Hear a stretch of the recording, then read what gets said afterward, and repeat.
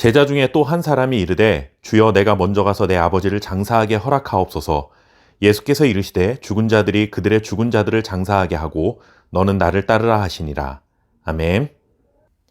예수님을 따르는 제자가 된다는 것은 인간적인 기준으로 볼 때 마냥 기쁘고 행복한 것만은 아닙니다. 그래서 예수님께서는 이미 산상설교를 통해 주님을 따르는 삶은 곧 좁은 길을 가는 것이며 좁은 문을 발견하게 되는 것이다 말씀해 주셨던 것이죠. 좁은 길을 간다는 것이 구체적으로 무엇을 의미하는 것일까 한번 생각해 보게 됩니다. 우리는 좁은 길을 간다는 것을 보통 이 정도로 이해합니다. 도덕적으로 혹은 신앙적으로 해서는 안 될 나쁜 짓을 하지 않으면 된다. 이 정도로 이해하는 것이 일반적이죠. 그래서 우리 스스로가 하나님을 믿지 않는 사람들보다 양심에 따라 조금 더 선하게 살거나 사회의 법과 질서를 조금 더 잘 지키는 정도로 살면 그래도 충분하다라고 여기게 됩니다. 하지만 오늘 말씀을 보시면 예수님의 제자로 살아가는 좁은 길은 그 정도의 각오로는 속된 말로 택도 없다는 것을 볼 수 있습니다.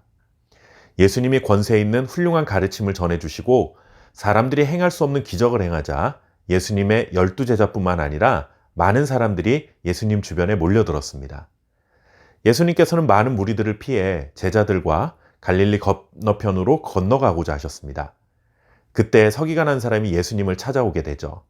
그는 예수님이 어디로 가시든지 예수님을 따르겠다라는 말을 합니다.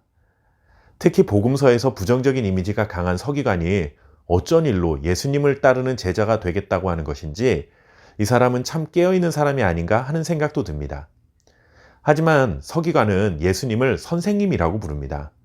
선생님이라는 호칭 자체가 잘못된 것은 아니지만 이것은 서기관이 예수님을 당시의 지혜와 교훈의 말씀을 가르치던 랍비들 중에 한 명 정도로 여겼다는 뜻입니다.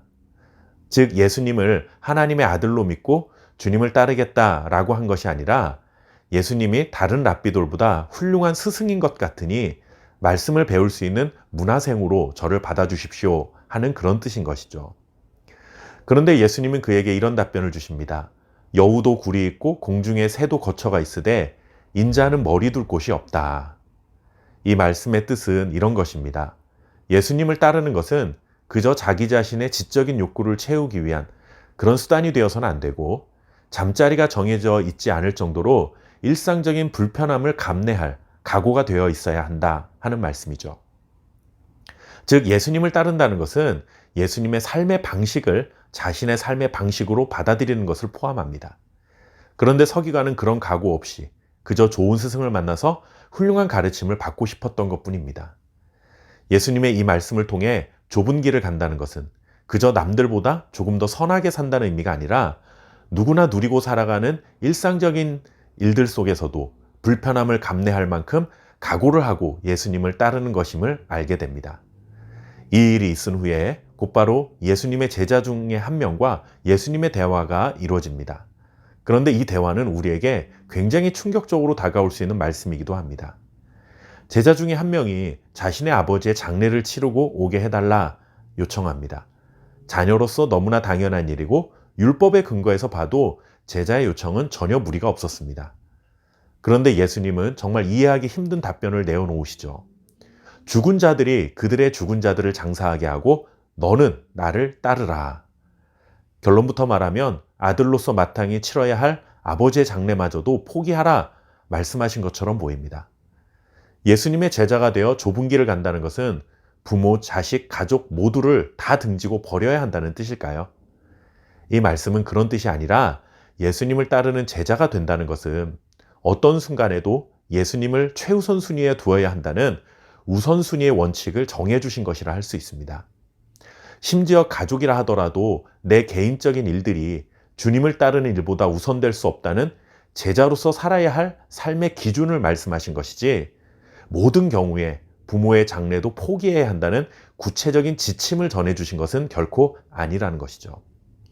이 두 가지 사건을 통해 우리는 예수님을 따르는 제자들이 걸어야 할 좁은 길이란 일상의 불편함도 감내할 수 있는 각오와 어떤 순간에도 예수님을 최우선 순위에 둘 수 있는 각오를 하고 걸어가야 할 길이라는 사실을 보여주신 것입니다. 그래서 주님의 제자로 산다는 것은 마냥 장밋빛 인생을 꿈꾸는 삶이 아닙니다.